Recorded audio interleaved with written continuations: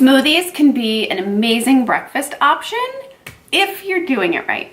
Today I'm going to show you guys how to do it right. So many people I see have smoothies for breakfast, but they're typically just putting a bunch of fruit and maybe some almond milk and kale in it, and that's just not enough. It's not going to sustain you, and if you have issues with blood sugar, it could actually cause low blood sugar maybe like an hour or two after breakfast. So what I suggest is adding more fat and some protein. So you kind of balance it all out. You have all three macronutrients and it's actually breakfast, because just a little bit of fruit and some almond milk is not enough. Also, if you are having a whole bunch of fruit first thing in the morning, it's basically, you might as well just drink a can of soda.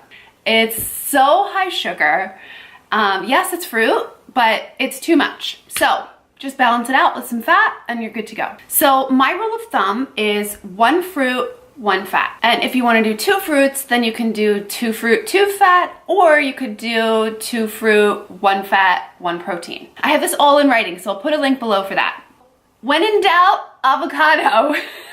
You cannot go wrong with this. And especially if you are doing 2 fats, I would do a whole avocado, really. You can't go overboard. This is fine. Yes, it's high calorie, but it's so satisfying and it's really good fat, so don't even worry about that. If you're doing like a banana and some blueberries, I'd put a whole avocado in there. Really make it thicken up.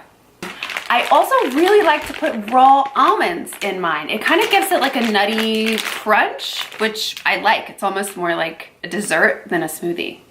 You can also put some chia seeds in it. That'll add some nice healthy fat and some fiber, so these are really good. Just don't put too much because they will swell up in your belly, so that could be uncomfortable if you're like putting a whole cup of these in. Oh, also, I really like just almond butter. So this gives it like the almond flavor, but not so much as crunchy as plain almonds would be. Another option, instead of using water or almond milk, which is like super low calorie, super low fat, you could use full fat canned coconut milk. Just make sure you shake it really, really well to combine the cream and the liquid. But this would be a really good base, and then this could be your fat. So you wouldn't need to add avocado or nuts. Does that make sense? I think it makes sense. Okay, so on to the protein. So you could add a plain egg white protein powder. You could do some collagen peptides like these. Oh, you could even do one of these little packets from Primal Kitchen. I love these, they're so good.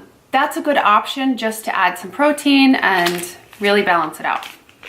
And then a couple other things I really like to add are cocoa powder. I love this stuff. Especially if I'm making a banana smoothie, I'll put some kale, I'll do a banana, some of this, an avocado, maybe some almonds, and then this is the best part, some cold brew.